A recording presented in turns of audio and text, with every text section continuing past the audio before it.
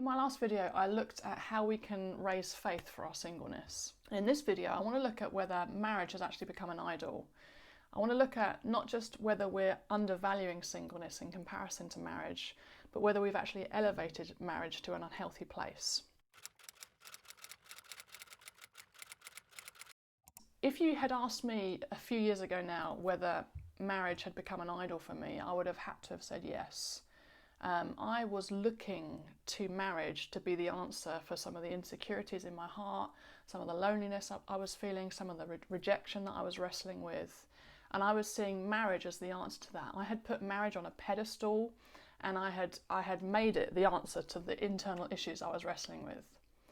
And I realise now, obviously, that marriage is not the answer to those things. When you get married, it doesn't suddenly deal with your rejection, your issues, your loneliness. Marriage is not the answer. Jesus is the answer. Jesus is the only one who can meet all the needs that I have and who can look after my heart.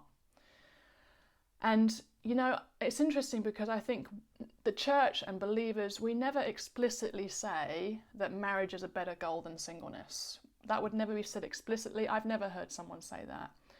But I do think there are certain behaviours, certain practices that we have, certain things we do, certain things we say that can unintentionally reinforce this thinking that marriage is the ultimate goal and that marriage has greater value than singleness. Let me just give you a few that I've experienced over the years. So first of all, over the years I've had a variety of different people at different points ask me the question, are there any men around, or have you found a man yet?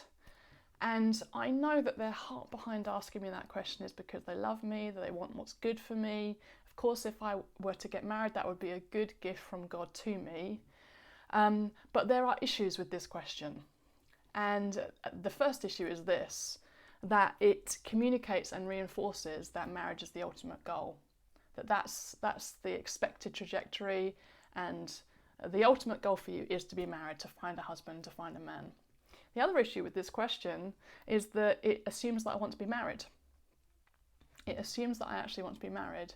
The last problem with it is that it makes me feel shame, because the phrasing of the question, have you found a man yet, suggests it's my responsibility to find a man, and the fact that I haven't found a man yet suggests that I'm doing something wrong, or worse than that, I am wrong. And that actually leads to feeling shame. The second challenge, I think, is what Sam Albury talks about as the conversational highway versus the conversational cul-de-sac. And this is what that means. When you meet someone, you will often ask them fairly quickly, are you married, do you have kids? And when someone is able to answer yes to those questions, they enter into a conversational highway. In other words, there's lots of different other things you can then talk about. What's your spouse's name? Where did you meet them? What do they do? What are the names of your kids? How old are your kids? There's just lots of different things that you can then talk about. Now, when someone asks me that question and I have to answer no to both of them, I enter into a conversational cul-de-sac. In other words, it becomes very awkward. No one really knows what to say. I feel awkward for answering no. They feel awkward because I've said no, and that wasn't probably what they were expecting, and you feel like you're trying to back out of this dead end. In fact, now I've actually changed the way I answer that question. I've thought I just want to take the awkwardness out of it, and so if someone asks me that question, I'll say, oh no, I don't have my own family, but I have the most amazing friends, I have a beautiful niece, I have godchildren, just to try and get the conversation flowing. But it can feel awkward, and I think it's indicative of our expectation of people when we ask that question. If they can't answer yes to being married or having kids, we're a bit unsure what to do or what to say. And the last thing, I think the last practice that we have sometimes that can inadvertently, unintentionally reinforce that marriage is the goal, marriage is more valuable than singleness, is the way we celebrate marriage. So we have a really fun tradition at the church I'm part of. When people come back from their honeymoons, we will announce them. We'll say, oh, so-and-so and so-and-so, they're back from their honeymoon, and we'll be like, yay! And that's brilliant. I love that we do that. And also, obviously, we celebrate marriage milestones, don't we? We celebrate the different milestones people get to through their marriages.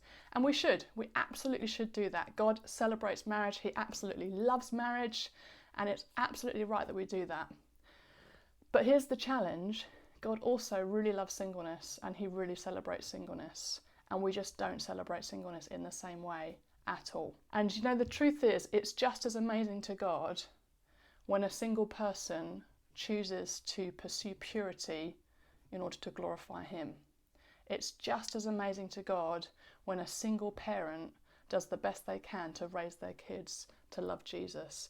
Jesus celebrates those things. They are just as amazing to him. And it's interesting, I was thinking a while back, what if we did start to celebrate singleness in the same way that we celebrated marriage? You know, I just imagined myself sitting at church and someone from the front saying, oh, today we want to celebrate Wendy. She's chosen to be pure, to honour God for the whole of her life, and woohoo, let's celebrate Wendy. And I started to think about it and thought, oh gosh, I don't know if I'd like that to happen. I think I would feel pretty cringy about that because it would feel quite vulnerable and quite exposing. But then I thought, why? Why would it feel vulnerable and exposing? Should it feel vulnerable and exposing? I thought, actually, I think the fact that it would feel vulnerable is it shows where we're at in terms of the marriage and singleness balance and what we really do believe about them and what we really do communicate about them, because probably it shouldn't feel vulnerable and exposing, because in God's heart, marriage and singleness are both of equal value to him and he celebrates them equally. So I just want to encourage you to have a think about how you're seeing marriage. Has it become an idol to you? Have you put it on an unhealthy pedestal? Or are you seeing both marriage and singleness through God's lens? They are both special gifts from him of equal value. In my next video, I want to look at some of the cost and challenges of being single.